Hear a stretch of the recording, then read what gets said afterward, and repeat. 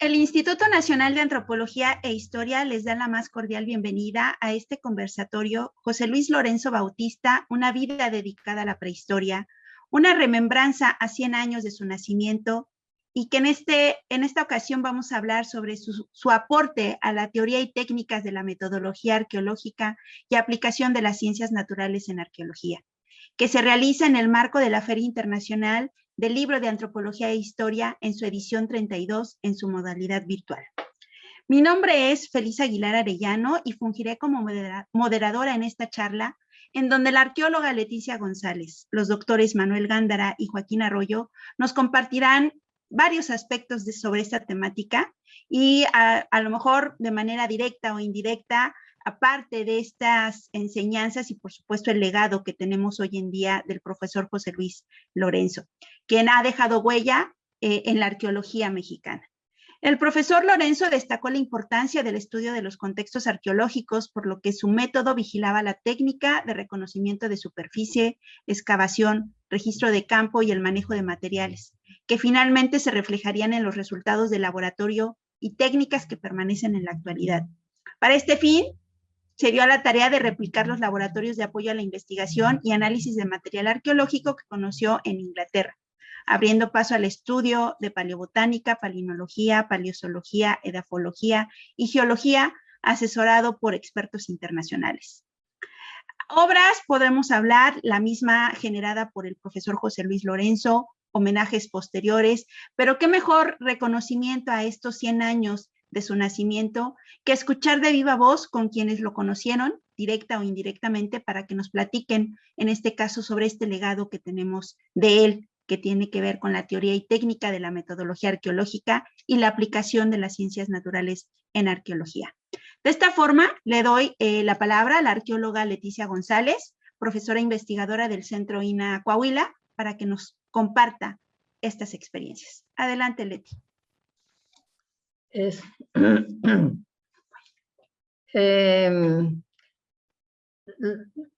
Sí que quisiera mencionar, y desgraciadamente ayer no vi el conversatorio con los profesores o los académicos de la ENA. Entonces, no sé si se trató el hecho de que existan actualmente cursos especializados de prehistoria en la ENA en este momento. Entonces,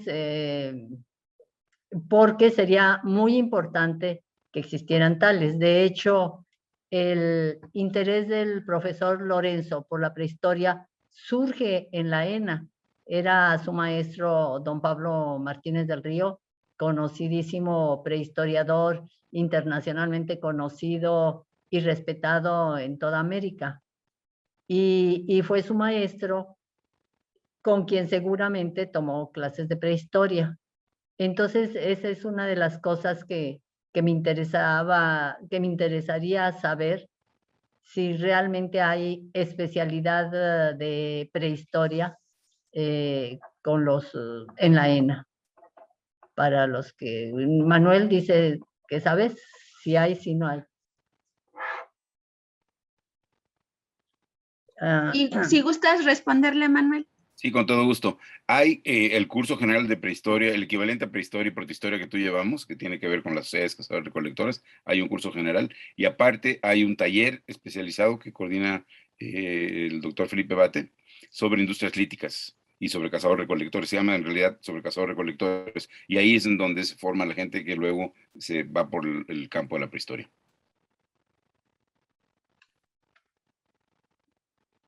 Eso es lo que te podría contestar. Sí. Gracias, Manuel. Entonces,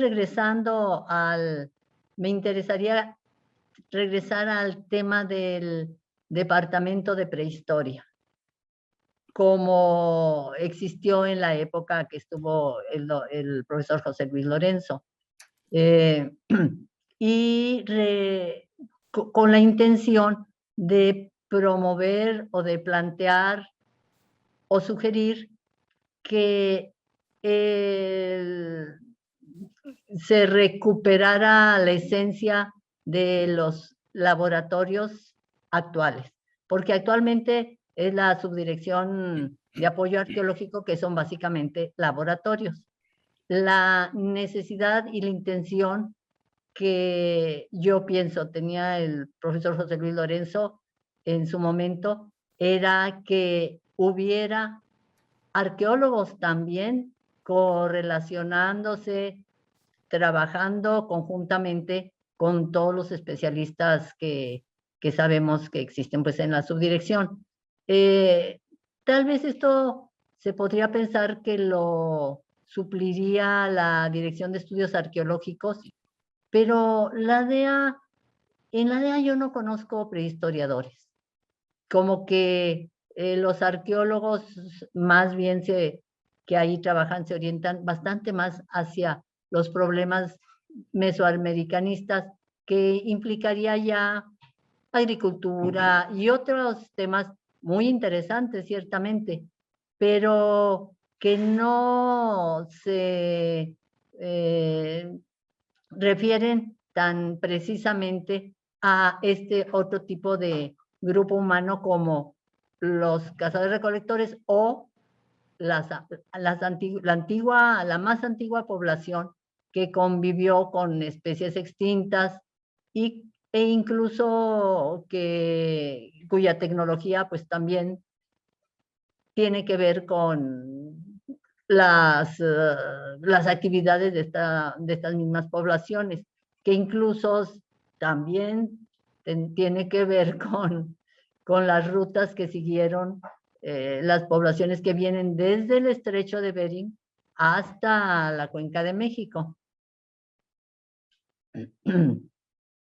En ese sentido es que yo opinaría que, como en términos también de homenaje, para recordarlo y demás, sería importante que se retomara esta relación y esta primera perspectiva que orientó mucho el profesor Lorenzo en términos de la interacción con todos los científicos especialistas en diferentes campos como la geología, paleontología, etcétera. Leti, en ese paso por el Departamento de Prehistoria, exactamente tú cómo vistes la importancia de hacer esta generación, de tener estas otras disciplinas, ¿no? O en tu caso, ¿cómo fue ese proceso, ¿no? Cuando tú llegaste a ese laboratorio, o fue incluso desde tu formación al tomar clase con el profesor José Luis Lorenzo, en el que ya se planteaba esa necesidad de ese trabajo interdisciplinario. Yo no llevé clases con el profesor Lorenzo, porque él ya no estaba dando clases cuando yo entré a tomar el curso de arqueología que él daba. De hecho, lo suple Lorena Mirambel en la ENA. Y ya cuando yo llego al departamento de prehistoria, no, pues ya estaban todos los laboratorios tal cual, excepto, por ejemplo, el de fechamiento. Ese sí no existía aún cuando yo entré al departamento. Entonces, pero lo que yo sugiero es esta regreso a la idea original de la presencia permanente de arqueólogos en la subdirección de apoyo académico, regresando a la cuestión esta del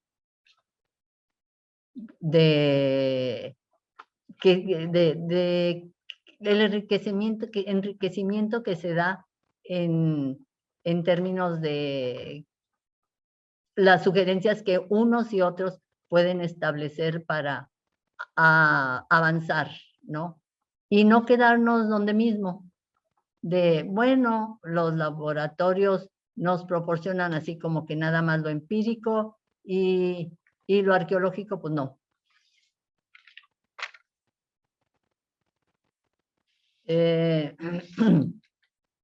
Y como yo mencioné, pues... que tienen que ver con visitar los pueblos. No sé si me hicieron caso y volvieron a leer Adriana, leído las primeras páginas de ¿qué está pasando? Pero un poco ese mundo de Melquiades. Te escuchamos, Leti, está todo bien.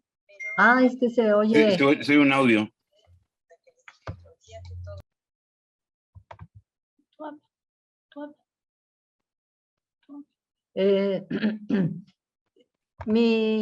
Como dije también en la pasada reunión que tuvimos, mi relación más inmediata con el profesor Lorenzo fue con el proyecto arqueológico del Bolsón de Mapimí, donde introduje planteamientos que no se acostumbraban en esa época en el trabajo de campo arqueológico de la prehistoria, ¿no? Como es el recorrido de superficie, el tratar de integrar al conocimiento de la prehistoria sitios de superficie.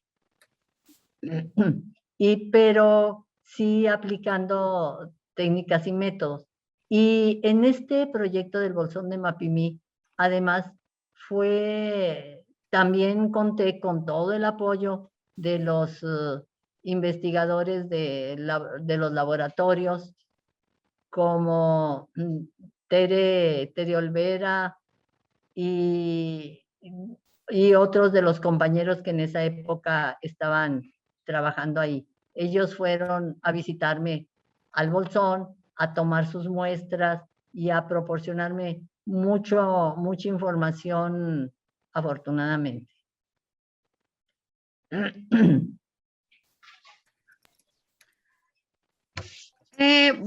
Gracias, Leti. Vamos a dejar aquí para ahorita que presente Manuel y retomamos para esta discusión, porque sí es importante poner en contexto, ¿no?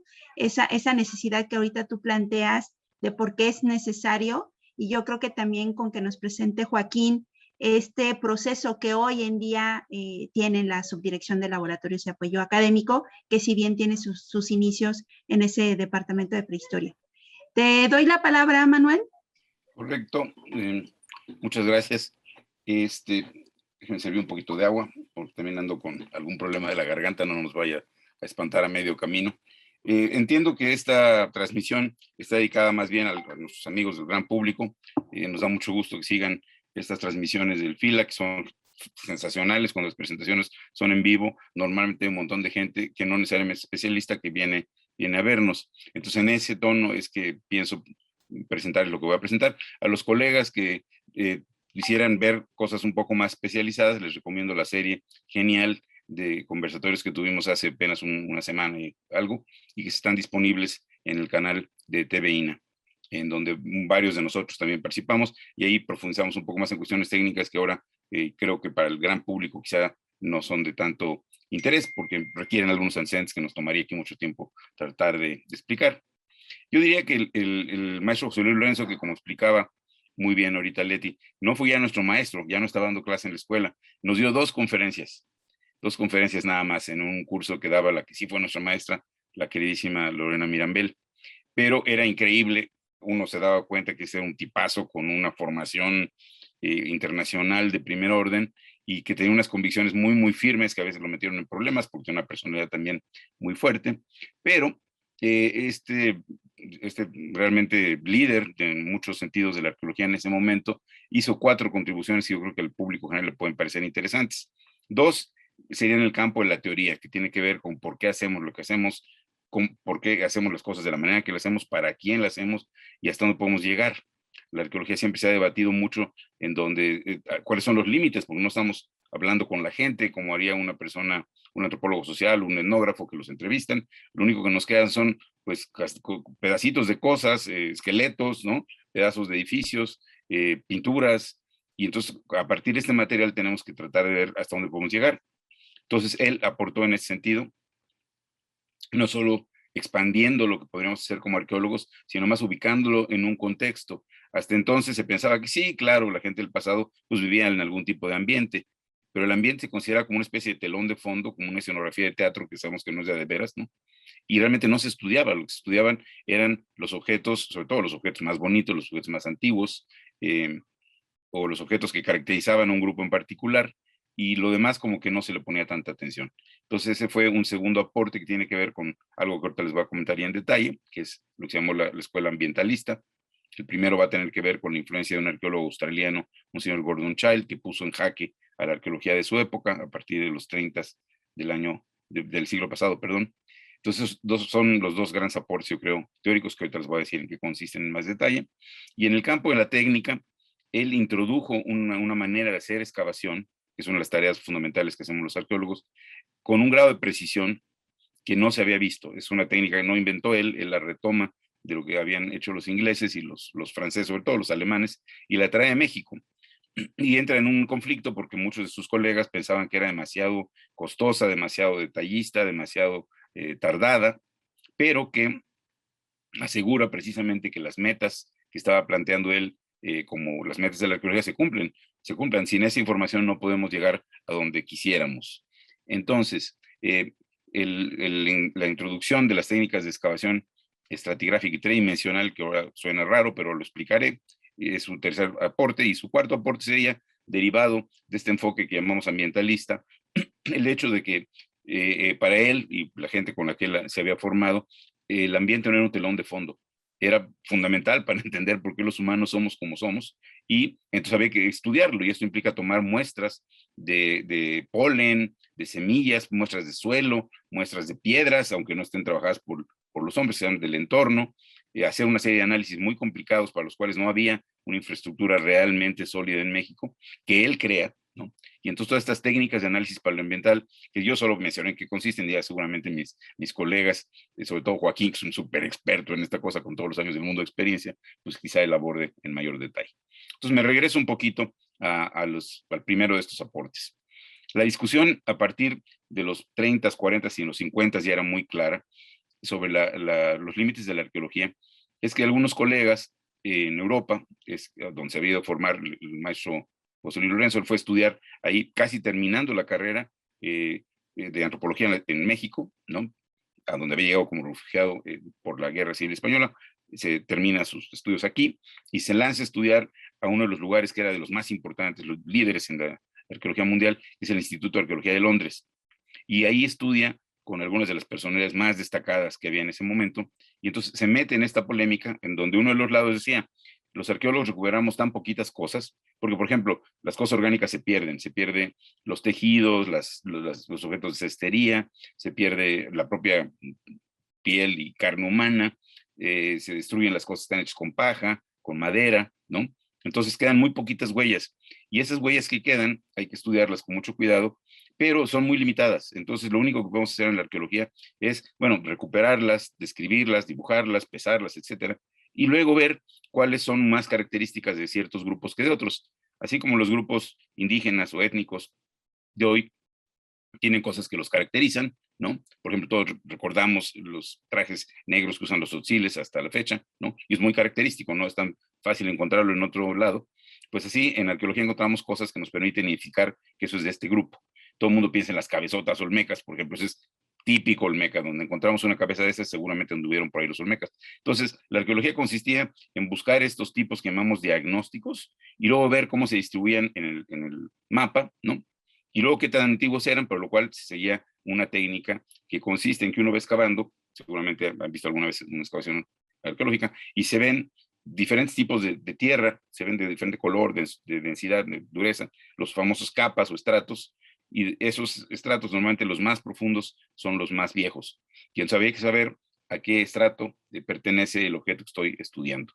Entonces ya con esta información decían, bueno, esto es más reciente, esto es más viejo, ¿no? Como el caso mexicano, en donde la aplicación de esta técnica muy rudimentariamente todavía, pues mostró que en realidad los aztecas habían sido lo último, cosa que sabíamos por las fuentes, y que Teotihuacán tal vez era un poquito antes, y había un grupo allá en lo que se llamó el preclásico, que eran de los más antiguos. Pero de eso trataba la arqueología, hacer cronologías, que es como le llamamos, y por el otro lado, mapas de dispersión, para ver inclusive qué grupos habían contactado a otro, tenían influencias de estos otros grupos. Pero a muchos arqueólogos de la época, y en particular este australiano Gordon Childe, eso le parecía insuficiente. La arqueología debería decirnos no más qué cosas pasaron en la historia, ¿no? O sea, por qué este grupo está en donde está y por qué tiene estas características y no otras. Y él estaba convencido que la arqueología podía decir mucho más. Podía tratar de decir por qué, por ejemplo, no todos los grupos se hicieron agrícolas. De todos los grupos que había en ese momento, la agricultura sale en un grupo, se desarrolla en un grupo muy pequeño de lugares. Y luego de esos grupos que tuvieron agricultura, todavía menos casos, son 6 cuando mucho, ¿no? Desarrollaron ciudades. Y estas preguntas le parecían a Gordon Childe cruciales, y esas eran las que la arqueología tenía que estar contestando, y para eso tenía que cambiar su enfoque. Y eso ocasionó obviamente un debate bastante fuerte, pero Lorenzo dijo, es exactamente lo que yo he querido hacer, a raíz de un maestro brillantísimo que tuvo, también refugio español, un señor Pedro Armillas, a quien tuve el placer de conocer, y ese fue mi maestro. Y entonces Lorenzo se mete en este debate, aprende la teoría childiana y dice, tenemos que cambiar la cosa, no podemos nada más ser descriptores de lo que se llama la historia cultural, tenemos que explicar por qué pasaron las cosas. Y además, tenemos que explicar por qué pasaron las cosas tomando en cuenta el ambiente. En ese momento, la otra gran corriente que había en Inglaterra era lo que se llamó arqueología ambientalista, con unos señores que Soiner, Cornwell y otros, que lo que decían es que lo que pasa con los humanos no es un reflejo inmediato de lo que sucede con el ambiente, porque sería una forma de determinismo, sino que está impactado por el ambiente. El ambiente pone ciertos límites que los humanos a veces, o muchas veces, logramos superar, pero no está nada más ahí como algo estático y como una especie, decía yo, de telón de fondo, sino que está directamente determinando muchas de las cosas o poniéndoles, cuando menos, límites. Y esto tiene que ver, por ejemplo, con las condiciones en las que surge la agricultura, que fueron condiciones de un cambio climático, ¿no? Al final de la última glaciación. Y entonces estos señores, que eran teóricos al mismo tiempo y hacían una serie de nuevos procedimientos técnicos, lo que hicieron fue desarrollar una serie de técnicas para recuperar en la arqueología la evidencia que nos dijera cómo era este ambiente y cuál era la relación ecológica del hombre con el ambiente, que implicaba, perdón, recuperar cosas que los arqueólogos normalmente no recuperamos. Y de hecho algunos colegas, por desgracia, siguen sin recuperar, porque piensan que es innecesario. Por ejemplo, el polen, que las plantas que los producen, es muy resistente y se conserva arqueológicamente mejor que la propia planta, o a veces que la semilla, o el tallo, las hojas, lo que sea. Entonces podemos saber qué plantas había a partir de recuperar este polen. Y esta forma de ver la arqueología, que se llama arqueología ambientalista, también impactó a Lorenzo. Y entonces cuando él regresa a México a finales de los 50, lo que hace de inmediato es entrar en un debate con sus colegas contemporáneos, gente también muy brillante como el doctor Piñachán, también mi maestro, para decirles, tenemos que cambiar la manera en que hacemos las cosas. Y entonces introduce las ideas del señor Gordon Childe, del australiano, para una arqueología que estaba basada en el materialismo histórico y que buscaba explicar los procesos, e introduce también la arqueología ambientalista de Sawyer, Cornell y otros, y empieza a ser una arqueología muy diferente, sobre todo enfocada a las primeras etapas del desarrollo humano en nuestro país, lo que llamamos la etapa lítica de los cazadores-recolectores que habían entrado por Bering, se pensaba solamente en esa época, y entonces estudia lo que se llama los grupos prehistóricos, y forma o retoma un grupo que había existido ya previamente, y crea una nueva manera de hacer esta prehistoria, apoyada en una serie de laboratorios de los que va a hablar seguramente Joaquín un poco más, en donde por primera vez en México, al menos de manera consistente, porque había gente sobre todo de otros países que venían a trabajar en México que ya lo hacían, en México se toma por primera vez de manera consistente estas muestras y se analizan, para lo cual se crean laboratorios. Él ayuda a formar a estos especialistas que venían de la geología, de la biología, de la geomorfología, de la edafología, que es el estudio de los suelos, y se empieza a hacer este tipo de trabajo en México, que eso fue increíblemente innovador. Y en el campo técnico esto entonces tenía sus reflejos. La técnica estratigráfica, esto de ir excavando por las capas o estratos, los arqueólogos hasta cerca de los 30 en todo el mundo, lo que hacían es que con pico y pala hacían un agujero. Y ya que habían hecho el agujero, limpiaban lo que habían excavado, decían, pues miren, aquí está la capa, ¿no?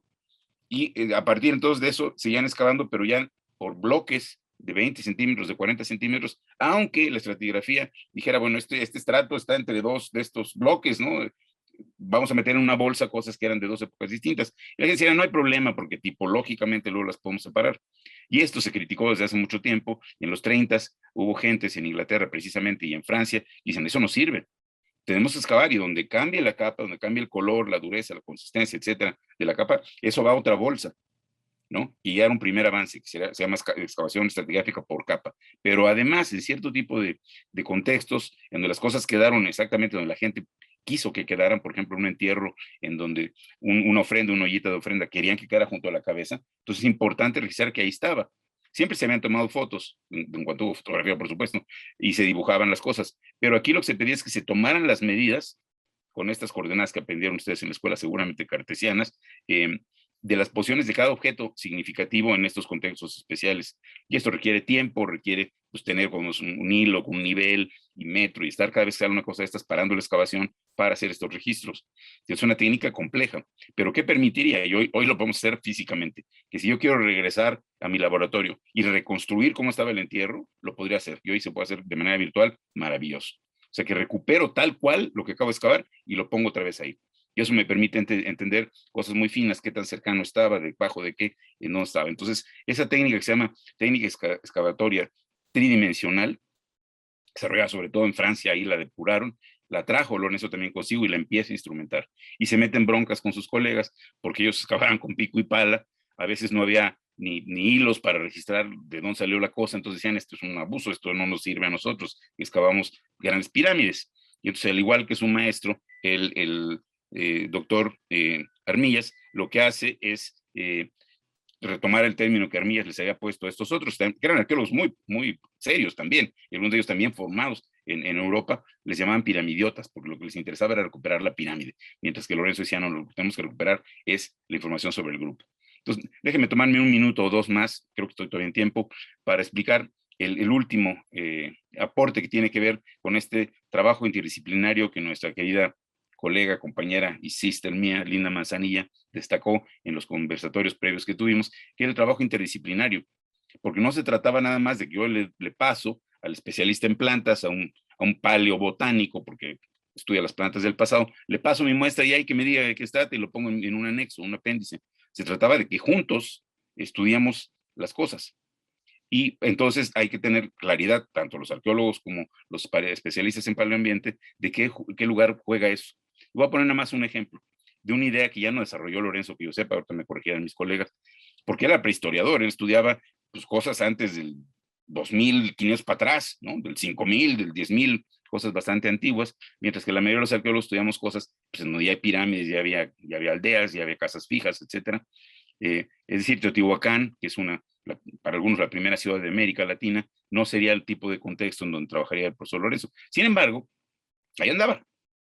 Y en algún momento propuso una conjetura, una idea, una hipótesis, que insisto, creo que no desarrolló, ahorita me corregirán, pero que era genial, porque él decía, todos sabemos que esta ciudad fue la más grande, fue imponente, pero por ahí del 600, 650, estas fechas siempre cambian los arqueólogos, ¿no? Algo pasó y se viene abajo y aparece quemada y aparecen los lugares más sagrados y más exclusivos, aparecen con chocitas en donde se ve que vivía gente campesina que ya no tiene nada que ver y la ciudad pues, se viene abajo. Y había varias hipótesis de por qué había pasado eso. Había muchas hipótesis en competencia, sobre todo porque la insistencia de Lorenzo de tenemos que explicar por qué pasan las cosas y no más qué cosas pasan, había tenido eco. Y además estaban pasando cosas similares en los países del mundo. Y entonces a él se le ocurrió hacer un cálculo que me parece genial, y solo lo dio como muestra del tipo de pensamiento que tenía el profesor Lorenzo, del cual todavía me he considerado discípulo, aunque no fui su alumno. Él decía, todos estos edificios tenían una capa de estuco, ¿no? Que además estaba pintado por los lugares donde hemos encontrado la pintura. Y entonces se dio la tarea de calcular cuánto estuco se requería para que todas las estructuras de esta ciudad, que en algún momento pensamos tenía 250,000 habitantes, resulta que son como la mitad, cuando mucho, pero de todas maneras, ¿no? Todos los edificios de esta enorme ciudad, para la cual los americanos habían hecho un mapa enorme, cuánto estuco se requería, lo cual requería cuánta cal preparada de una determinada manera que requiere, a su vez, el quemar, es decir, tener carbón para hacer esta función, ¿no? Lo cual requiere cuántos árboles, de qué tipo, Y entonces, ¿en qué proporción, dado que este estuco tenía que ser renovado de manera continua, ¿no? ¿Cuántos árboles tenemos que tirar para lograr la cal que se convierte en estuco? Y entonces hizo un estudio que nos dejó a todos de a 6, porque dijo, ¿y qué tal que fue precisamente el acabar prácticamente con la cubierta vegetal, los bosques que estaban en los cerros aledaños a Teotihuacán? No el factor, eso fue muy cuidadoso, no el factor que hizo que la ciudad se viniera abajo, pero un factor que complicó las cosas, porque como sabemos, cuando no hay una cubierta vegetal, hay mayor erosión. Y esto afecta las terrazas de cultivo, estas nivelaciones que los teotihuacanos han venido construyendo, y se convierten en barrancas, que es como hoy las conocemos. Bueno, para esto, ¿qué tendríamos que saber? Y esto pudo haber estado unado a un cambio en el clima. ¿Qué tendríamos que saber? ¿Cuál es el clima en ese momento? Pues para eso tenemos que ver qué plantas había, porque los plantas son excelentes indicadores. Hay insectos, son indicadores súper precisos, que solo van a crecer entre tantos y tantos grados. Y para eso tenemos que tener muestras. Y los arqueólogos que estudian estas cosas no las sacan. Pues fue y la sacó. Y empezó a colectar evidencia de que su hipótesis no estaba tan errada. Yo me acuerdo de este caso y me parece genial, porque mostró cómo sus ideas de que la arqueología puede explicar el pasado, ¿no? Requiere explicarlo con referencia al entorno ecológico humano. Para esto requiere excavar de una manera mucho más cuidadosa y tiene que colaborar con especialistas que aplican su propio juego de técnicas. A mí estas 4 contribuciones me parece que son geniales y este ejemplo, espero, les dé cuando menos un saborcito de por dónde iba la postura del genial don José Luis Lorenzo. Gracias. Muchísimas gracias, Manuel. Creo que sí, acabas de presentarnos perfectamente parte de estas ideas, ¿no? Que si bien, como dices, él nos las trae porque era necesario. Y es que a veces nos imaginamos esta arqueología solamente con el objeto, que a través de ese objeto hacemos toda una serie de interpretaciones, pero al final de cuentas hay que recordar un poco qué es lo que nos sucede en nuestra vida cotidiana hoy en día, qué es lo que va alrededor de nuestra vida que está sujeta, si llovió, si hace frío, si ya está entrando un huracán, qué está sucediendo, ¿no? Y que incluso eso pues va dejando estas evidencias también en las sociedades del pasado y que a veces eso se nos olvida y creo que eso es parte también un poco de lo que tenemos que retomar para ello. Joaquín, te daría la palabra para exactamente nos compartas cómo es el legado, en este caso, de esta visión que tiene el profesor José Luis Lorenzo para la aplicación de las ciencias naturales. Que si bien hablamos de esta arqueología, también en estas otras áreas y principalmente en la geología, se le ha reconocido sus aportaciones al profesor. Así es, Felisa. Y bueno, fue muy aleccionante la charla de Manuel. Le agradezco, para mí me trae muchas ideas nuevamente. Considero que yo ya soy uno de los muchos beneficiados con todas estas aportaciones que trajo el profesor Lorenzo a México y que llevó a cabo a través de una de ellas, la que mencionó, que es la incorporación de la investigación de ese medio ambiente pasado, de las interacciones entre los humanos y el medio ambiente, con la creación de lo que fue el Departamento de Prehistoria y también la creación a la vez de esos laboratorios que formaban parte de prehistoria. En ese momento fueron 4 laboratorios, ahora ya tenemos 9 laboratorios y realmente la labor que se puede realizar haciendo investigaciones interdisciplinarias, ya no solo multidisciplinarias, interdisciplinarias y transdisciplinarias, es claro que es muy importante y creo que eso fue una labor muy temprana en el desarrollo de la arqueología latinoamericana y que nos vimos beneficiados.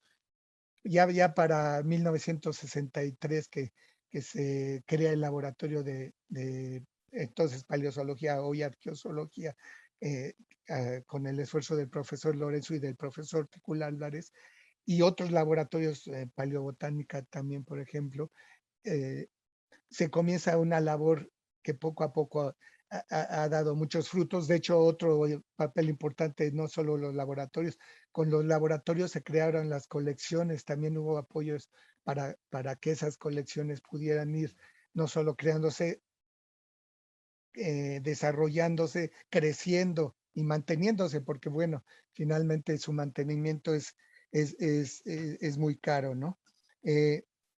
Creo que eh, en lo que fue prehistoria, posteriormente la subdirección de laboratorios y apoyo académico, como actualmente nos conocemos, sí nos hemos beneficiado de esto. Y bueno, otro punto importante que el profesor Lorenzo siempre tuvo fue el publicar lo que estaba uno investigando, ¿sí? Y bueno, hay diferentes publicaciones. Él mismo, como mencionaba Felisa, aportó grandemente no solo en esta arqueología ambiental como la define Manuel, nosotros en algún momento le hemos llamado arqueociencias, sino también en cuanto a estudios específicos de geología en el que él estaba muy interesado y en particular la glaciología. De hecho, colegas que actualmente investigan esos aspectos de los glaciares que hubo en el país o cómo han ido desapareciendo las pocas evidencias, han mencionado ese impacto que tuvo el profesor Lorenzo en la investigación de la glaciología en México. Entonces creo que es importante, si me pueden poner la imagen del libro, por favor. Menciono el impacto que tuvo el profesor Lorenzo en crear toda una dinámica para publicar las investigaciones que se está realizando, y eso quedó plasmado en este libro que la profesora Lorena Mirambel coordinó, que se publicó en 1989, en el que hay una serie de trabajos enfocados, muchos de ellos, a aspectos de prehistoria.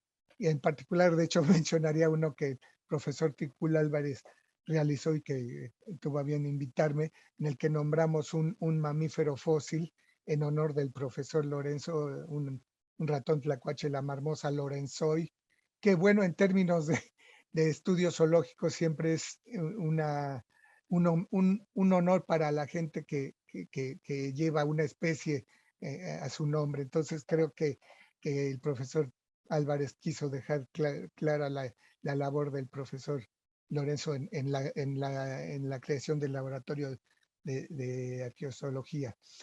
El otro papel que sí me gustaría enfatizar, que ya Leticia mencionó, es esa creación de toda una corriente de estudios prehistóricos que en los 60 y el 70 fue muy importante. Desafortunadamente después hubo un periodo estático. No desaparecieron, pero no hubo desarrollo como el que esperamos estén retomando actualmente. Y si me pone la otra diapositiva, por favor. Mira la reunión.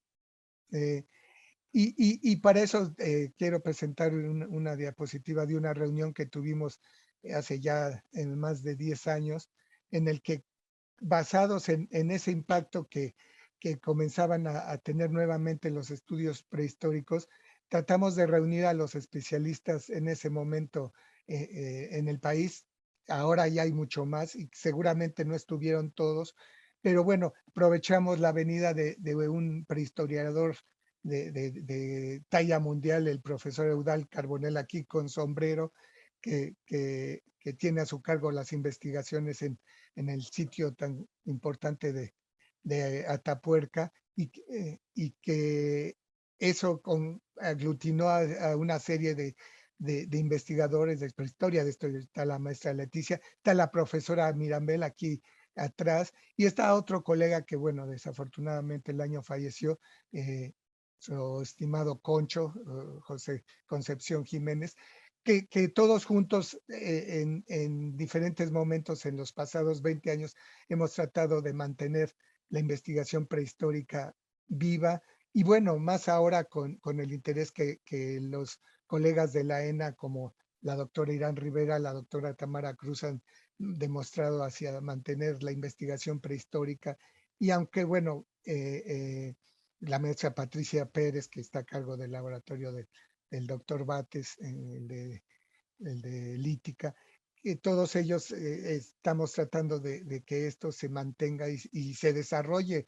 Tenemos mucho que investigar aquí en el país, y considero que seguimos tratando, sí, como decía la maestra Leticia, creo que esa interacción de la arqueología con las diferentes disciplinas que podemos aportar hacia estos estudios interdisciplinarios es muy importante y afortunadamente lo estamos realizando desde estudios que implican fines del Pleistoceno. Ahora mismo estamos realizando trabajos en la base aérea de Santa Lucía, donde aparece una cantidad impresionante de restos de mamuts y que van a ser muy útiles a través de la investigación que se haga con ellos para entender mejor el ambiente en el que el humano ya existía aquí, coexistía eventualmente con esos mamuts. Pues sería todo por ahora, maestra Elisa. Gracias, Joaquín. Creo que a partir de aquí podemos retomar varios aspectos, ¿no? Por un lado, y con ello iniciaría con Leti, hay varios elementos, ¿no? Qué bueno que me aclaran, porque muchas veces se piensa que ustedes tuvieron contacto directo con el profesor José Luis Lorenzo. Yo incluso soy de estas generaciones más posteriores que en su momento, cuando yo llegué al edificio de Moneda 16, ahí en la zona centro, en la Ciudad de México, ahí enfrente del Museo Nacional de las Culturas del Mundo, para quien quiera en algún momento y se pueda visitar esto ya sin tanto control de sanidad. Mi primer acercamiento con el nombre del profesor José Luis Lorenzo fue con la biblioteca, ¿no? Porque la biblioteca que está en ese espacio lleva su nombre. Y que además es una biblioteca que no nada más es consultada por los arqueólogos, ¿no? También hay biólogos, hay geólogos que llegan a consultar, porque exactamente muchos de los materiales, parte de la biblioteca del profesor José Luis Lorenzo está ahí depositada. Y entonces ahí vemos esa diversidad de temas que él leía y que creo que eso, nuevamente hacemos la invitación a quienes en este momento estén escuchándonos en la Feria Internacional del Libro de Antropología e Historia, a que busquen en el canal de INA TV estos conversatorios que se realizaron en el mes de agosto, en donde vamos a ver que era un lector ávido, ¿no? O sea, no nada más era de decir del tema, sino era estar completamente actualizado, que tenía contacto con sus pares en los diferentes lugares donde se desarrollaba, pero que vemos esa diversidad temática, ¿no? Y esa necesidad de exactamente ver esas otras disciplinas que te van a aportar, en este caso, para la construcción de un conocimiento y en este caso que tiene que ver con el ambiente.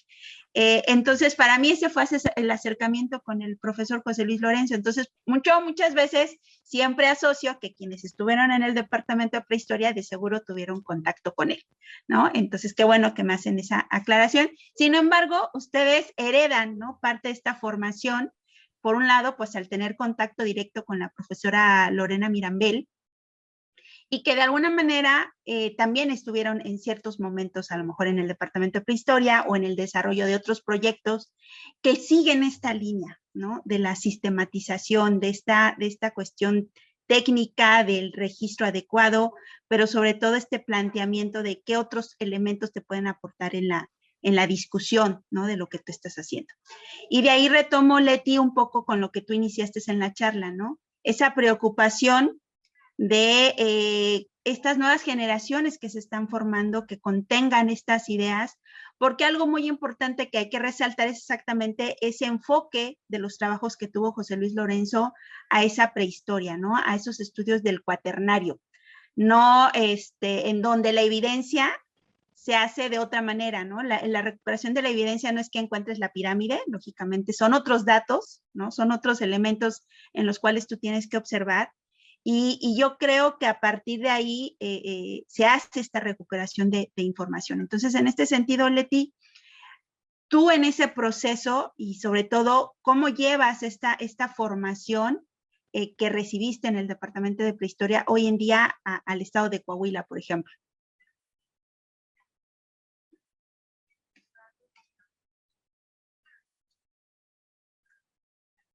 No te escuchamos, Leti, ¿puedes activar tu micrófono?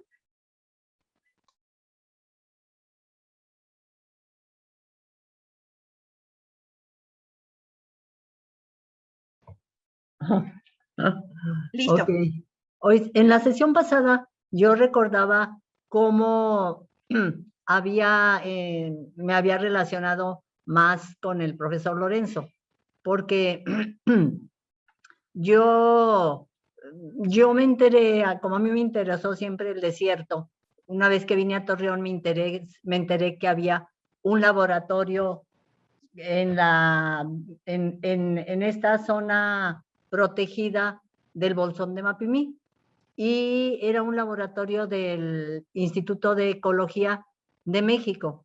Entonces fui a visitar el laboratorio, vi la zona en medio del más puro desierto. Entonces dije, yo quiero trabajar aquí. Elaboré un proyecto, se lo llevé al profesor Hafter, que se apellidaba el director en ese momento, y le dije, fíjese que me interesa mucho trabajar esta zona del desierto, no se ha trabajado casi nunca. De hecho, nunca se había trabajado la zona del Bolsón de Mapimí. Le llevé el proyecto. Y entonces lo que hizo el doctor Hafter fue, dice, lo voy a leer y si me interesa luego le aviso. Entonces lo leyó, me habló y me dijo, se lo mandé a un arqueólogo amigo mío, que es José Luis Lorenzo. Si él lo aprueba, si le parece interesante, entonces con mucho gusto aceptaré que venga usted a estudiar aquí, ¿no? Y yo necesitaba la aprobación del doctor Hafter porque ellos tenían una casa, iba a decir de campo, una casa de campo en medio del Bolsón de Mapimí. No es una casa de campo propiamente, pero sí un gran laboratorio con recámaras, comedor, cocina, todo lo que no te puedes imaginar que esté en medio del desierto. Entonces le mandó el proyecto al profesor Lorenzo. El profesor Lorenzo me habló por teléfono y me dice, ¿te cambias a porque yo era coordinadora de arqueología, y por cierto Manuel Gándara también era coordinador de la especialidad de arqueología en la ENA en esa época, pero quién sabe dónde andaría el Manuel porque yo no lo vi en ese momento, pues. Y le hablé al profesor Lorenzo, me dijo, ya le leí, me interesa que lo lleves a cabo, vente de inmediato. Entonces dejé mi plaza ahí en la ENA, me vine a prehistoria y Lorenzo de inmediato, cuando yo llegué tenía plaza, o sea, al día siguiente, casi a los 2 días, yo tenía una plaza, la plaza que tengo ahorita. Entonces, para mí fue muy interesante y gratificante, por supuesto. Y en términos de los planteamientos que tiene el profesor Lorenzo, por ejemplo, para la cuestión de la excavación, yo lo que hice, porque yo conocía también la obra del profesor Lorenzo, fue aplicarlos al trabajo de superficie. Y así, con el cuidado con que se realice una excavación, yo propuse y sigo insistiendo que así se debe de hacer un trabajo de superficie, es decir, recolectando de uno en uno, ¿verdad?, los artefactos, ubicándolos en un plano. Claro que no es un plano tridimensional, pero es un plano general mostrando la relación entre el artefacto 1, 2, 3, 4, que puede ser fundas de proyectil, raspadores, lascas, por ejemplo. Claro que ahí sí desaparece el aspecto orgánico, que luego retomarían otros compañeros del departamento de los laboratorios, que fueron al Bolsón de Mapimí dentro de mi proyecto a hacer todo un inventario de mamíferos y de vegetación, etcétera, ¿no? Una serie de cosas que en eso me ayudaron muchísimo, ¿no? Oscar Polaco, Tere, etcétera, por allá me cayeron también. Y el hecho, pues, para mí, importante es que el pensar en la necesidad de aplicar siempre, no importa lo que lo que hagas, eres arqueólogo, aplica el rigor, siempre. Entonces, por ejemplo, yo Luego he tenido pues estos proyectos de las manifestaciones gráfico-rupestres, y lo mismo hice, ¿no? Que es con lo que hice, por cierto, lo que elaboré este trabajo que se llama Teoría y Método en el Registro de las Manifestaciones Gráfico-Rupestres, que no es cosa de que, ay, qué bonita piedra y qué bonita pintura, una roja y otra negra y otra blanca. No, lo que tienes que hacer es primero registra todo, así sea una rayita anaranjadita por ahí perdida. Y entonces, para mí, ese ha sido el gran legado que me deja a mí como profesionista el profesor José Luis Lorenzo. Y la disposición de que, aunque parezca algo muy menor, si se lleva a cabo de manera rigurosa, sacas una gran enseñanza y una gran cantidad de información. A grado tal que luego, por ejemplo, apliqué este proyecto de registro de manifestaciones gráfico-rupestres al proyecto de la dirección de registro, es dirección o subdirección de registro arqueológico, así, tal cual, ¿no? Se tardara lo que se tardara. Primero está la necesidad de hacer un trabajo arqueológico fidedigno, confiable y respetable. Gracias, Leti. Y creo que también podríamos reflexionar en este sentido de contar con estas documentaciones, ¿no? En donde cualquiera que pueda regresar a ese sitio pueda también ver lo mismo que nosotros vimos, ¿no? Porque también eso es parte de estos cambios en estos procesos, en donde ya no nada más es confiar y creerle a quien está aportando, sino que tenemos estas evidencias documentales hoy en día a través de cuestiones digitales de lo que estamos viendo, ¿no? En donde ni siquiera pudimos estar en ese momento del contexto, pero hoy en día lo podemos ver de otra manera.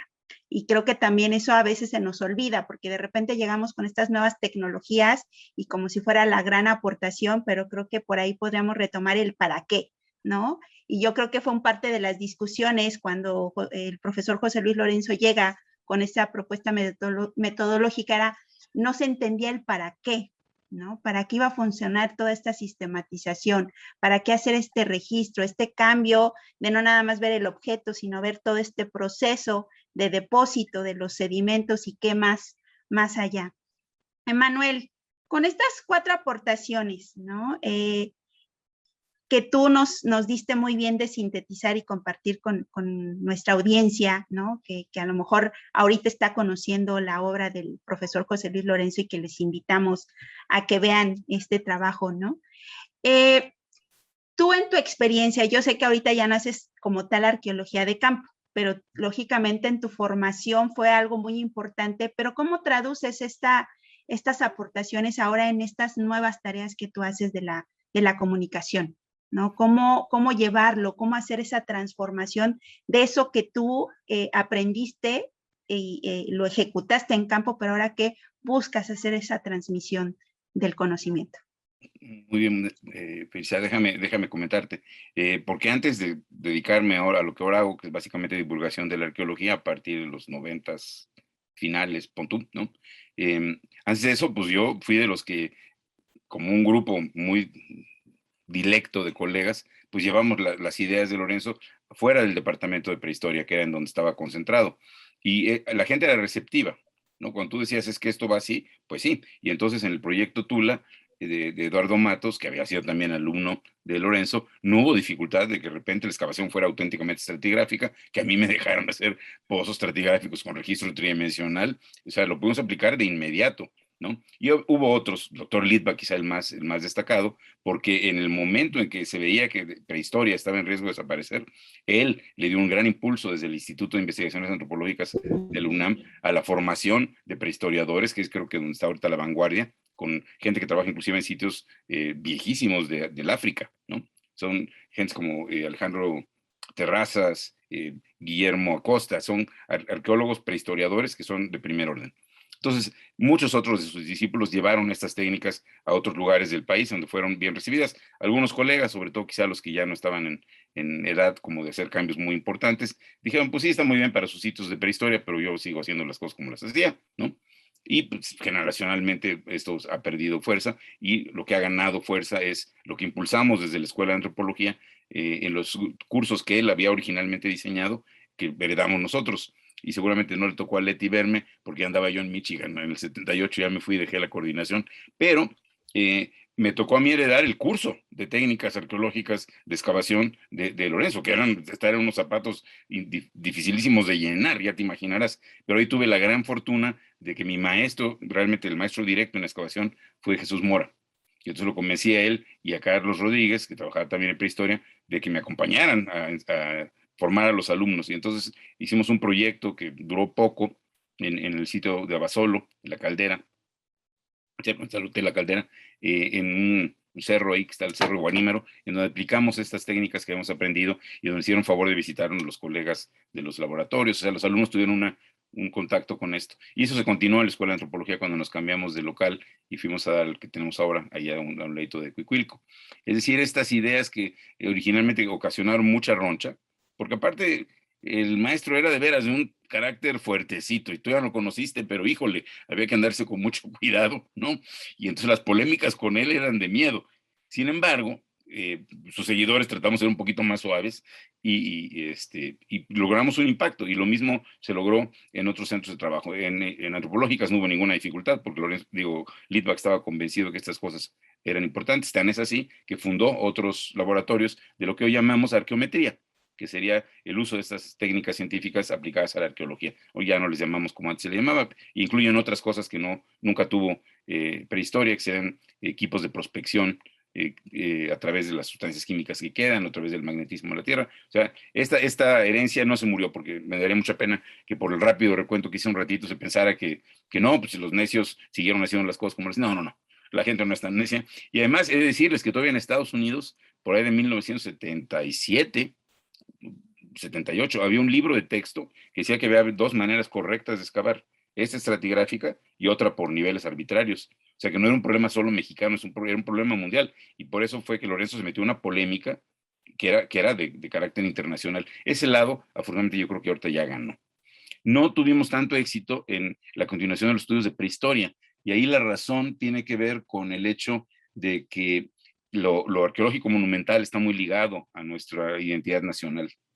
Entonces, los gobiernos, los políticos han visto a la arqueología siempre como una especie de pilar o de ancla de nuestra nacionalidad, y por eso los aztecas y los mayas son los favoritos, son los que están en exposiciones internacionales, regresando a la cuestión de divulgación, ¿no? Y rara vez divulgamos lo que se ha hecho, por ejemplo, el trabajo extraordinario de Leti en el norte. Pues mucha gente no la conoce, porque vende más, digamos, a nivel internacional, llevarte inclusive una cabezota olmeca, ¿no? Que sacar unas puntitas de flecha.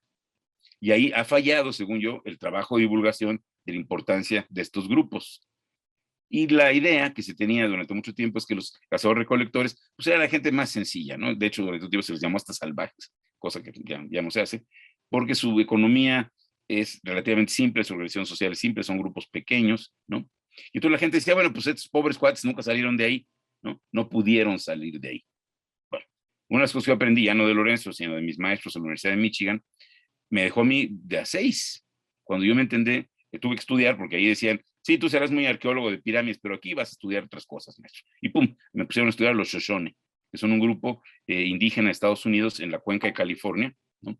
Es un grupo interesantísimo, porque este grupo tuvo contacto toda la vida con grupos agricultores. Es más, intercambiaba con estos grupos agricultores algunas cosas.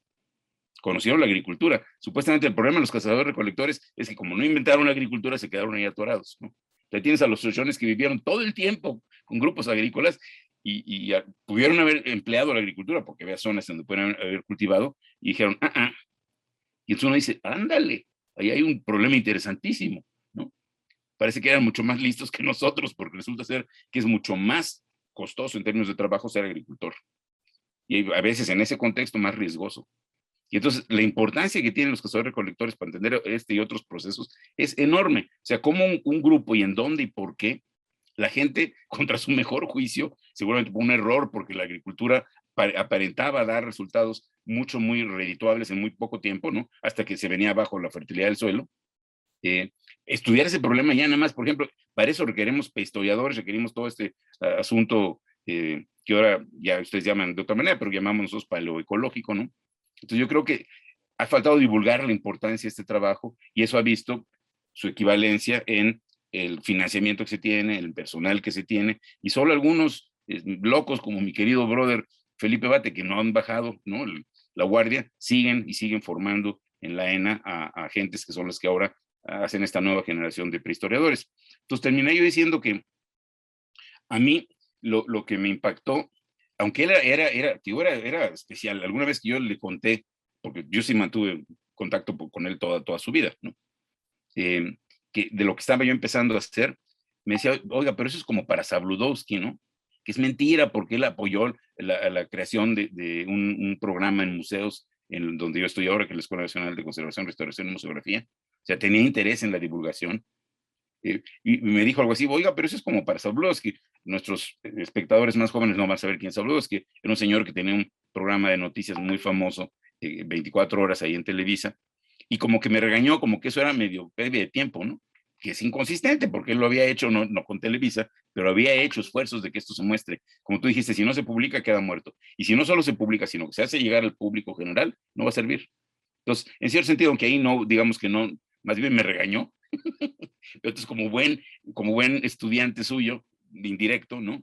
Y con un rollo quizá edípico de por medio, dije, ¿cómo no? Y lo hago. Y aquí estoy, haciendo eso que creo que también nos sirve. Así es, creo que hablaste de dos aspectos importantes que ya por ahí se han mencionado, ¿no? Por un lado, la publicación, o sea, no nada más es hacer toda esta recuperación de información, el contar con los espacios adecuados, que ahorita es a donde quiero llevar a Joaquín, que es la importancia de las colecciones, ¿no? Pero no nada más las colecciones de resguardo, sino las colecciones de comparación que ahí se tienen, porque fue algo muy importante. Y otro aspecto, ¿no? La cuestión de compartir al resto, ¿no?, de la sociedad qué es lo que estamos haciendo, qué es lo que estamos encontrando. Y me parece que sí, a lo mejor no lo reconocía el profesor José Luis Lorenzo, pero él lo tenía presente, ¿no? Y en donde él sabía que esta cuestión de la vida cotidiana, del compartir de lo que se estaba discutiendo, creo que era importante también llevarlo a esos espacios. A lo mejor las técnicas, las maneras en que se hacían, pues lógicamente son de otra forma. En ese momento, a lo mejor hoy en día, hasta hoy, las redes sociales nos están llevando otras formas de llegar a esos públicos, pero que es importante. Y me parece que Leti quería aportar algo que comentaste antes de darle la palabra a Joaquín. Leti. Adelante, Leti. A mí me parecería importante regresar, y no creo que ha pasado, ni con el tiempo ni con nada, la necesidad y la riqueza que entraña la manera como el original Departamento de Prehistoria estaba antes, que no nada más eran los laboratorios, sino arqueólogos. Y hay una gran riqueza ahí, simplemente en el hecho de que se puede platicar, plantear una serie de proyectos, discutir incluso,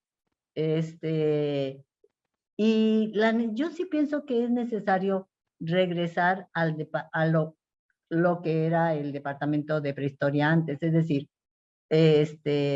investigadores de ciencias naturales particularmente, ¿verdad? Biólogos, sobre todo biólogos, hay muchos biólogos, y arqueólogos, porque eso suscita esta conversación, esta discusión, incluso veto a saber hasta pues mencionar, exponer ideas que pueden no ser, que nadie esté, no necesariamente todo el mundo esté de acuerdo, pero pueden surgir las nuevas ideas. Por ejemplo, a mí me parecería bien interesante que lo que están haciendo ahorita ustedes, Joaquín, en el aeropuerto, en el próximo aeropuerto de Santa Lucía, esas excavaciones que están llevando a cabo hubiera arqueólogos. No sé si los hay, ¿no? Pero, ¿cómo se llama? ¿Sí tienen arqueólogos? Sí. Arqueólogos prehistoriadores, no arqueólogos nomás, arqueólogos prehistoriadores que puedan interesarse mucho, digamos, en la cuestión de las evidencias más pequeñas, más casi de lítica y de otro tipo. Claro que me imagino que tiene que haber arqueólogos simplemente porque se está, se está excavando o limpiando toda esa área para lo que va a ser el aeropuerto. Pero la cuestión sería que los arqueólogos que están ahí excavando con ustedes se plantearan los problemas simplemente de la glaciación, de lo que importa, la manera como recorrieron los cazadores recolectores desde, pues desde Bering, desde el estrecho de Bering, que entran al continente americano, hasta el lago de Texcoco. No sé si tengan este tipo de arqueólogo con ustedes en estas excavaciones que están realizando, y que vemos cómo en términos de la importancia de los cazadores recolectores y simplemente la capacidad para desplazarse a pie y sin alimentos, sino los que van encontrando en el campo, que ya conocen que se pueden comer, desde el desierto de Chihuahua, que es prácticamente el sur de Texas, hasta el centro de la República, que es Puebla, donde excavó Magnish la cueva de Coxcatlán, y donde se encuentran materiales aproximadamente semejantes a algo que aparentemente no vendría al caso, como sería los de la cueva de la Candelaria. Pero lo que aquí viene al caso es que son cazadores recolectores del desierto. Entonces, ¿cómo se llama? Esa discusión y esa temática es lo que sería interesante pensar que se esté dando ahora que se está excavando el lago de Texcoco, ¿no? No sé qué diría. Joaquín. Sí, si gustas, vamos a darle paso a que Joaquín nos comente y sobre todo estos aspectos que te decía Joaquín, ese valor de las colecciones, porque creo que también es importante y sobre todo en el marco de lo que comenta Leti. Bueno, primero le doy respuesta rápida a Leti. Sí, el proyecto de investigación separado del proyecto de excavación que lleva el doctor Rubén Manzanilla, incluye justamente al doctor Manzanilla, incluye a Luis Córdoba Barradas, que ha estado trabajando en Tultepec. De hecho, él generó aquella hipótesis que existe de posibles trampas de mamut. O sea, y incluye, de hecho, investigadores que, aunque su especialidad ahora es, por ejemplo, palinología como Irán Rivera o sedimentología como Tamara Cruz, son originalmente arqueólogos. Estamos colaborando con todo un grupo muy interdisciplinario, pero que la especialidad de arqueología está bien representada. Y bueno, en su momento vamos a tener gente como, bueno, Luis Moret, que ha estado trabajando mucho, sitio muy importante en cerca de Texcoco, y otros colegas, ¿no? O sea, sí, la preocupación existe y claro que se va a abordar. Estamos avanzando y de hecho en este año y medio que llevamos poco se ha podido hacer por la misma condición de pandemia, solamente fundamentalmente tomas de muestras, ¿no? Pero bueno, se va avanzando. Y antes de continuar con lo de las colecciones, y un par de anécdotas, un poco, una que Aurelio Caña, amigo que estuvo muchos años de técnico del Metro Ticululares, mencionó y que quizás Manuel haya oído.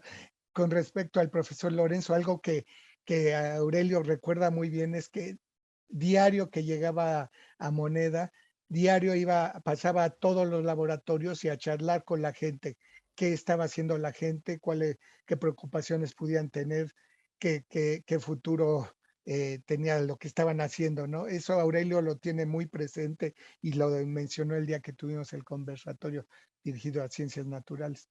Otro aspecto que trajo en parte Manuel, y que él lo mencionó para los 70, a mí me tocó a mediados de los 80 verlo cuando me fui a estudiar también fuera en Texas, ver que en una misma institución tuviéramos y que tenemos ahora mismo una serie de especialidades que pudieran hacer trabajos interdisciplinarios.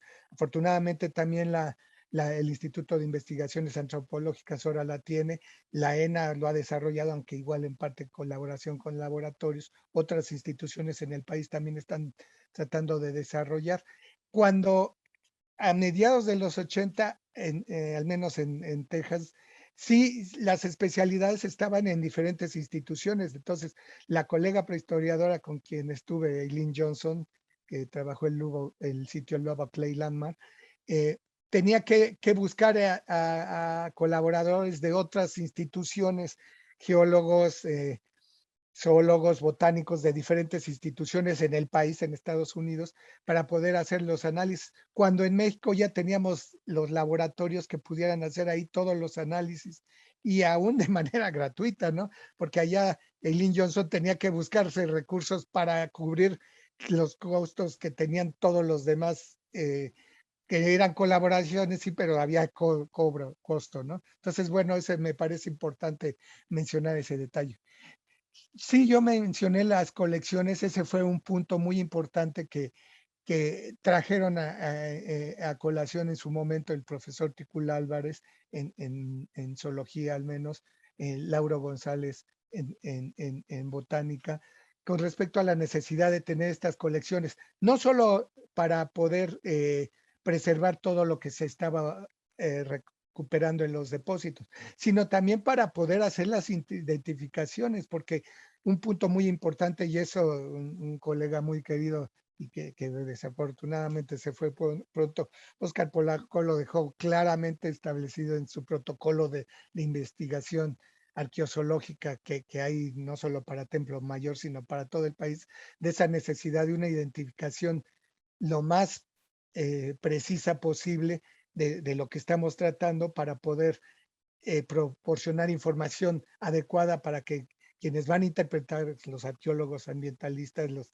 antropólogos, puedan tener una información fidedigna. Y para eso sí se requiere una colección muy completa. Originalmente se estuvieron recolectando solamente un ejemplar por especie. Actualmente ya con base en lo que el mismo Óscar nos enseñó, ya se tienen series de las diferentes especies hasta donde se puede, pues, y menos ahora con la pandemia, ¿no? Pero bueno, se ha tratado de fortalecer esas colecciones. Considero que ahí sí, a nivel de no solo México, en gran parte de Latinoamérica, sí tenemos una de las mejores colecciones de comparación con ejemplares que están catalogados, que están debidamente identificados y que están bien preservados. Mencionaba el costo que tiene el mantenimiento de estas colecciones, que muchas veces pues los administrativos pudieran ver como que pues si ya la tienen ya que necesitan, pero su mantenimiento, no solo de la de referencia, sobre todo de las colecciones, tenemos una arqueozoológica y otra paleontológica, requiere mucha labor, mucha gente que participe, entonces todo eso es loable de la institución, a pesar de los peros, afortunadamente sigue proporcionando ese recurso que es muy valioso, no solo para la gente de la institución, muchos colegas nacionales e internacionales han asistido a las colecciones, han publicado con base en esas colecciones. Y bueno, nuevamente terminaría con el énfasis que el profesor Lorenzo también tenía con respecto a esta divulgación y difusión de los resultados de esas investigaciones, ¿sí? Que es importante. Ya mencionadas el libro que se publicó en 1989, otro libro fue posteriormente publicado alrededor del año 2000, también en homenaje al profesor Lorenzo, en su memoria, y que también la profesora Mirambel y Jaime Lidbat justamente apoyaron su publicación. Entonces creo que eso es también una escuela que la gente que estamos actualmente en la subdirección y más allá de ella tenemos. Muchas gracias. Gracias, Joaquín. Es que exactamente, creo que a veces cuando escuchamos el nombre únicamente ubicamos parte de su obra, ¿no? Pero creo que también hay detrás muchos otros factores y me parece que en este caso el profesor José Luis Lorenzo nos deja mucho por donde a quienes estemos interesados en la historia de la disciplina arqueológica en México, ¿no? Tendríamos que ver, ¿no? Y que hay diferentes momentos, también momentos no nada más personales que impactan en él para el desarrollo de cierta selección de procesos, sino también los procesos históricos que ocurren en esos momentos, ¿no? Como bien lo comentaba Manuel, a lo mejor momentos históricos se le ha dado mayor importancia a estos aspectos monumentales, ¿no? Aquello que impacta, aquello visibiliza y que es como una cuestión identitaria, y otros aspectos que muchas veces, sobre todo los que trabajamos en el norte, vemos como que no se les da esa asociación de evidencias de las sociedades del pasado, ¿no? Parte importante para entender lo que hoy en día tenemos. Pero como en todo, el tiempo se nos vino encima y nada más para un par de minutos para este cierre. Y creo que retomando eso que hablaba Leti, que ustedes lo comentaron, esa importancia del establecer estos diálogos entre los pares y entre las diferentes disciplinas. Creo que esa parte del trabajo que en su momento y visión del profesor José Luis Lorenzo, ¿no? Porque al final de cuentas no era que dominara una disciplina, sino que cada una aportara desde su formación, desde su visión, ¿no? Pudiera dar estos elementos con los cuales construir algo, ¿no?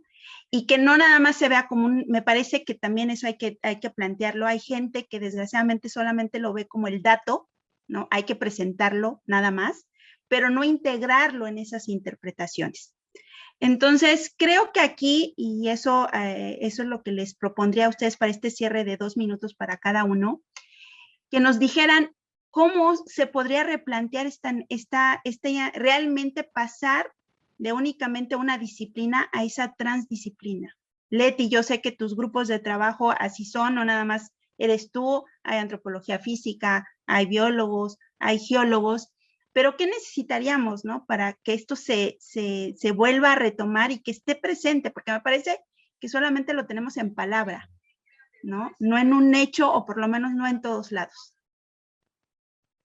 Leti.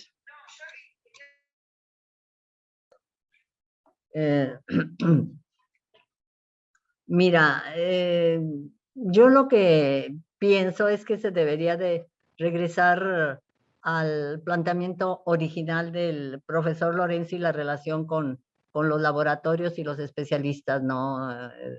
En ciencias naturales en general, que es la presencia y la presencia en el mismo lugar de trabajo de arqueólogos y de los laboratorios, de los especialistas en otras disciplinas, porque eso no existe ahorita y eso es fundamental.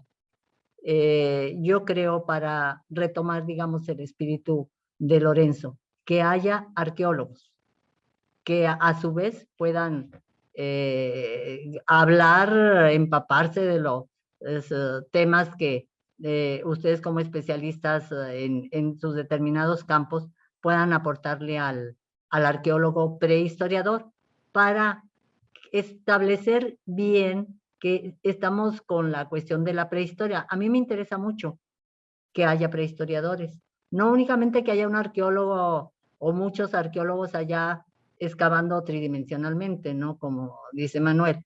Sí, no. A mí lo que me interesa es que los prehistoriadores estén y los especialistas en otras disciplinas que normalmente de ciencias naturales o no, como puede ser el carbono 14 y esta otra que ahorita no recuerdo, este nuevo laboratorio que se tiene, en prehistoria, en la subdirección, pues, interactúen. Eso me parece que fue fundamental del pensamiento de José Luis Lorenzo y que es necesario retomar. Gracias, Leti. Manuel. Lo que nosotros hicimos fue tomar otra ruta en la ENA. Antes de irme a Michigan en el 78, tuvimos que diseñar la nueva escuela y lo que propusimos es que hubiera en chiquito, no teníamos el dinero como para hacer un laboratorio de prehistoria, pero que hubiera un laboratorio de paleobotánica, de paleozoología, de paleogeología, de geomorfología y suelos en la ENA. Entonces la idea era que este contacto que a Leti le gusta tanto, lo podíamos reproducir no solo con los prehistoriadores, sino con cualquier arqueólogo. Fue muy difícil, ha sido muy difícil sostenerlo, ¿no? Ha habido momentos, a mí me tocó impulsarlo fuerte cuando dirigí la Escuela de Antropología, había otros momentos en donde no ha habido tanto financiamiento, pero esa es otra salida, que pueda haber este contacto no solo en lo que era prehistoria, que por desgracia por lo mismo tenía un impacto más limitado, sino que la misma idea la pudiéramos generalizar. Y el laboratorio pues, ha atendido los proyectos tanto que tienen que ver con prehistoria, de los alumnos, por ejemplo, del posgrado, que es de donde salen las personas que tú señalaste, Elisa, salieron del posgrado en arqueología, en una línea de trabajo que había en la ENA, que era la de cazadores-recolectores de Felipe, que luego por razones que prefiero no contar aquí, hubo que cerrar, ¿no? Pero es otra solución, que es que esta manera de trabajar no la limitáramos a los historiadores. Estoy de acuerdo contigo que en estos proyectos haya gente especializada en prehistoria, sería lo ideal, habría que formarlos porque pues, presente al no haber quizá un área específica, no había también un lugar donde se desempeñara, ¿no? Pero la otra es, la inversa, es vamos a llevar esta idea a toda la arqueología y que toda la arqueología se beneficie. Gracias, Manuel. Joaquín. Y bueno, yo seguiría esta misma idea de Manuel, porque al final lo que ha sucedido con la subdirección es que sí ha atendido muchos más proyectos, ya no solo de prehistoria, sino que está, por ejemplo, tenemos gente que trabaja cercanamente con los arqueólogos de Templo Mayor, o sea, que está tiene su lugar allá, gente que ha trabajado con gente de Teotihuacán, gente que ha trabajado en otros proyectos. A mí me ha tocado colaborar con gente que está trabajando, por ejemplo, en Zacatecas, que está trabajando en sitios del fin del mundo, con un amigo mutuo, con Manuel, con Mario Pérez Campa en Hueyatlaco. Entonces, sí hemos participado de manera interdisciplinaria y yo creo que a lo que estamos tendiendo es esa transdisciplinaridad, ya no solo la interdisciplinaridad. Quizás las condiciones no se den para que necesariamente haya arqueólogos en la subdirección, pero la apertura existe. Hay colegas, Pepe Ortega, que tiene un equipo magnífico de prospección geofísica, está desarrollando mucho trabajo con gente de la Coordinación Nacional de Conservación, porque finalmente las especialidades que tenemos no, se pasan no solo ya dentro de todas las áreas de arqueología, sino otras áreas que realizamos de conservación del patrimonio. Entonces yo creo que eso es importante considerar que, bueno, la apertura existe y podemos llevarla a cabo con el esfuerzo de todos. Gracias. Muchísimas gracias, Joaquín, Leti, Manuel.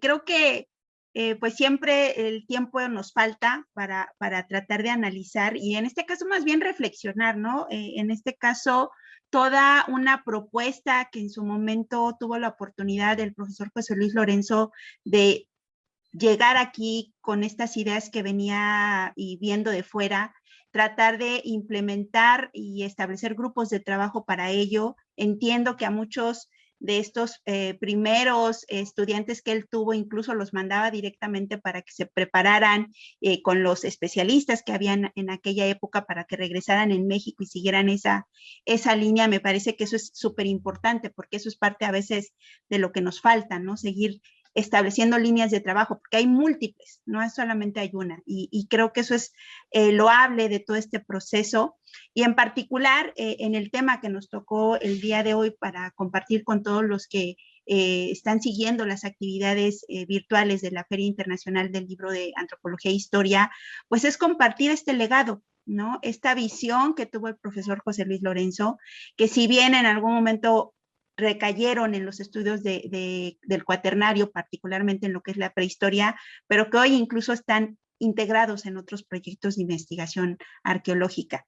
E incluso hablando de esta historia que hay dentro del Instituto Nacional de Antropología e Historia, también tuvieron otro impacto, ¿no? Que hablaban por ahí en estos conversatorios que se desarrollaron en el mes de agosto, de ese proceso de organización, de esa gestión que incluso hizo para establecer áreas hoy en día que son direcciones o coordinaciones, o como bien lo comentaba Manuel, las escuelas, ¿no? Porque hay que formar a estos nuevos cuadros que van a intervenir en estos espacios. Entonces, esto es algo muy importante que invitamos a nuestros visitantes de esta Feria Internacional del Libro de Antropología e Historia en su modalidad virtual, a que si les dejamos esta inquietud de conocer quién era el profesor José Luis Lorenzo, lo busquen. Hay libros, pueden buscar directamente su obra o en este caso estos libros que le hacen homenaje a él, invitarlos a estas actividades que a estos 100 años se hicieron en el mes de agosto, porque fue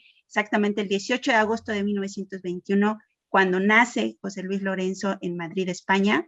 Entonces, invitarlos, ¿no? Porque creo que también eso es parte de estos procesos. No olvidar a aquellos que de alguna manera generaron varias semillas, porque no es una, son varias semillas, y que en este caso las nuevas generaciones tenemos que recordarlos, porque a partir de nosotros tenemos que continuar con aquello que realmente nos está formalizando, sistematizando y registrando varios de estos procesos, que puede ser la arqueología, puede ser la paleontología, las ciencias naturales, la geología. Entonces, muchísimas gracias, Manuel, muchísimas gracias, Leticia, Joaquín, por estas pequeñas palabras extensas. Yo creo que tenemos mucho por seguir discutiendo, y pues invitamos a nuestros usuarios que nos están viendo a seguir atentos a las actividades de la Feria Internacional del Libro de Antropología e Historia en su edición 32, y sobre todo en estas actividades virtuales que tenemos, porque hay mucho más. Y en este caso agradecemos a la Coordinación Nacional de Difusión, a la Coordinación Nacional de Arqueología, el haber organizado este conversatorio en remembranza a los 100 años de nacimiento del profesor José Luis Lorenzo Bautista. Hasta luego.